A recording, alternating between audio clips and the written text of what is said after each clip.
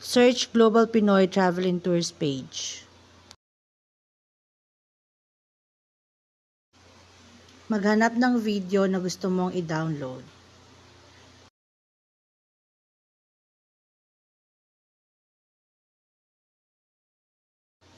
I-click ang icon.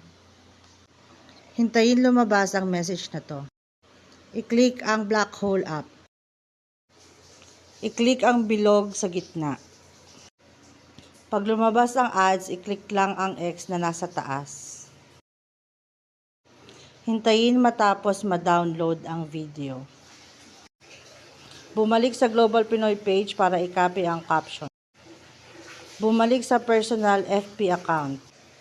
I-click ang What's on your mind.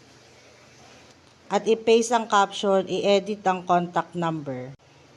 I-click ang icon na ito. Select the video that you downloaded. Click next icon. Click share now. Hintayin matapos ma-download. Thank you for watching, guys. Bye!